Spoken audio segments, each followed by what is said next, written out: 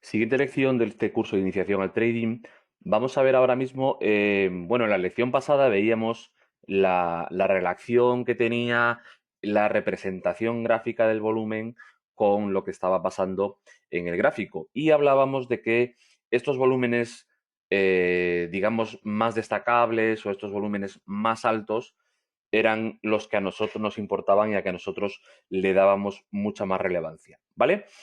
Entonces, si estáis operando en futuros, debéis conocer o debéis saber que la primera vela del mercado siempre va a ser una vela de volumen muy alto, ¿vale? A no ser que haya noticia antes, si no, va a ser la vela probablemente con un volumen muy destacado. Vale, entonces, esa vela, dentro de que es una vela relevante, no es las más relevantes a las que nosotros vamos a hacer caso. ¿Por qué? Porque es mucho más relevante, por ejemplo, una vela como esta en mitad de una sesión o una vela como esta o como esta en mitad de una sesión que la propia vela de apertura. Porque en la vela de apertura se supone que todo el dinero profesional, pues, digamos que empieza su actividad, pone sus órdenes en el mercado, todo lo demás, ¿de acuerdo?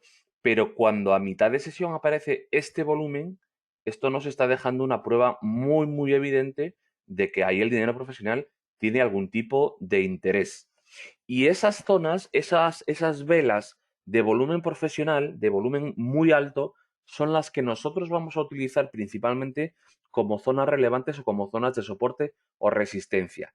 Si operamos en gráficos pequeños, en gráficos de 1 minuto, en gráficos de 5 minutos, lo aconsejable siempre es buscar zonas relevantes en temporalidades mayores, porque nos van a dar zonas, digamos, que van a tener mayor incidencia a la hora de que el precio interactúe con ellas.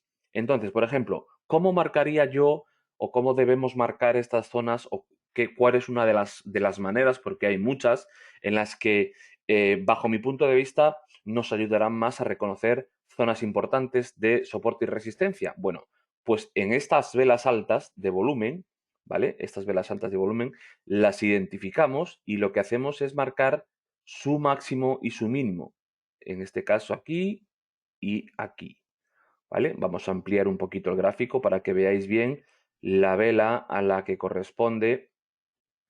Vamos a ocultar el volumen, el precio a la derecha, ¿vale? Este volumen de aquí corresponde a esta vela de aquí, ¿vale? Entonces, esto es la manera de marcar una zona de, en este caso, mientras el precio esté por encima de esta zona, esto es una zona de soporte. Si en algún momento el precio se coloca por debajo, se convertirá en una zona de resistencia, ¿vale? Estas zonas siempre tienen esa dualidad de comportamiento, es decir, cuando el precio se está cotizando por encima de una zona de estas, la consideramos zona de soporte.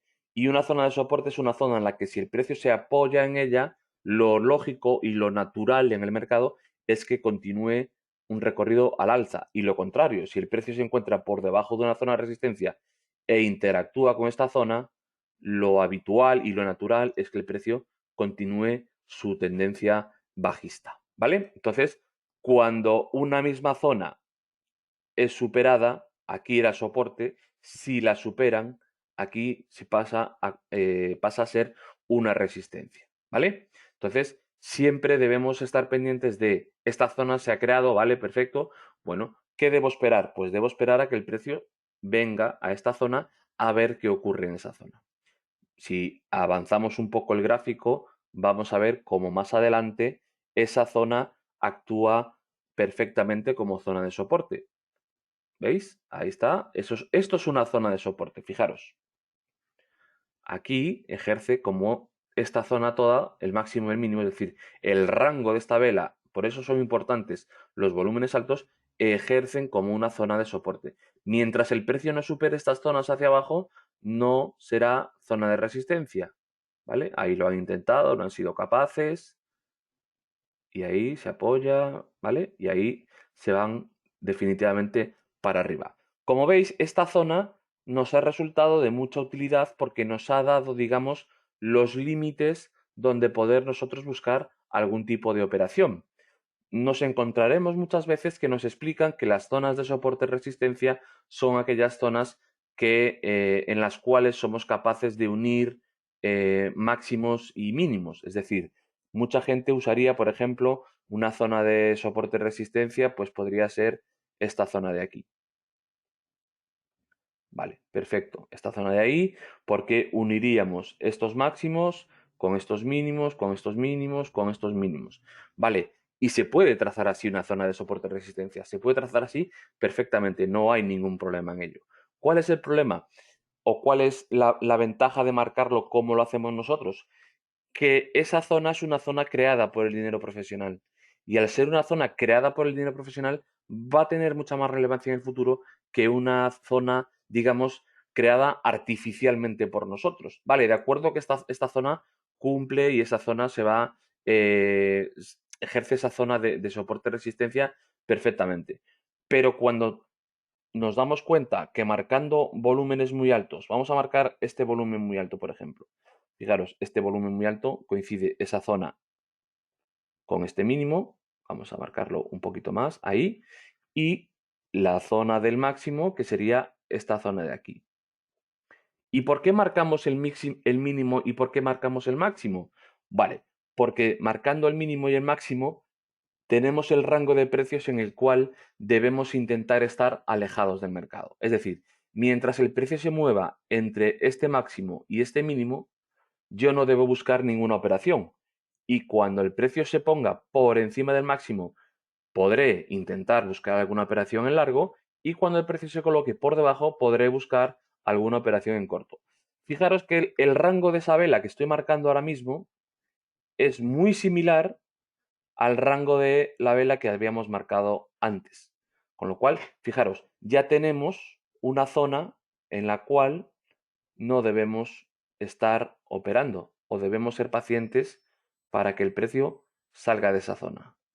Y la prueba la tenemos en que cuando el precio sale de esa zona, hacia arriba, fijaros dónde se apoya el precio, cómo se apoya en esa zona de ahí, vuelve, vuelve, vuelve, ahí ya no debo estar operando,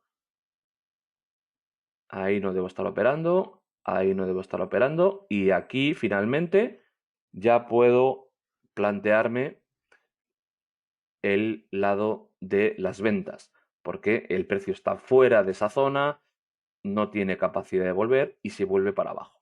¿De acuerdo? Entonces, esa es la importancia y esa es la relevancia de marcar zonas de soporte y zonas de resistencia basándonos en volúmenes altos, en volúmenes profesionales.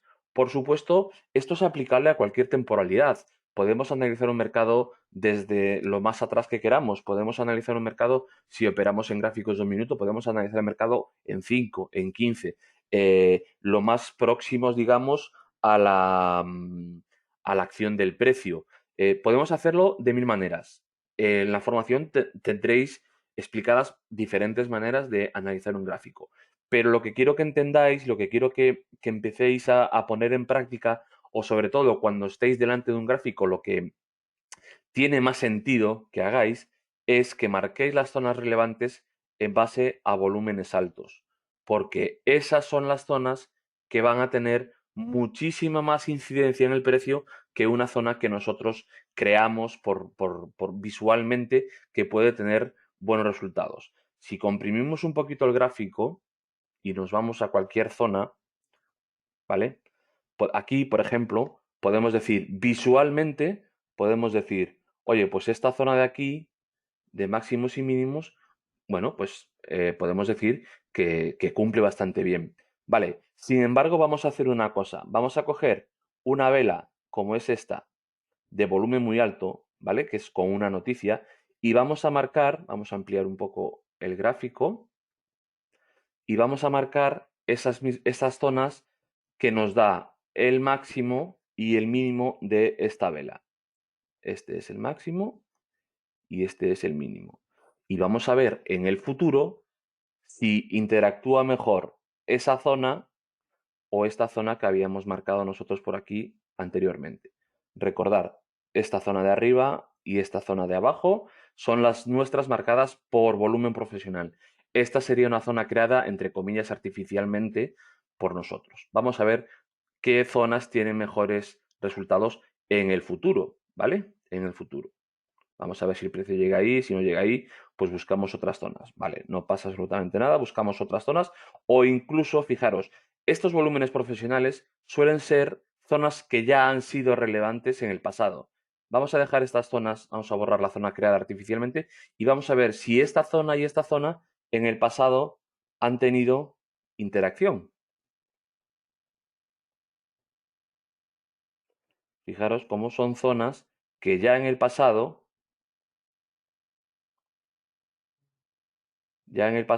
han tenido su interacción con el precio.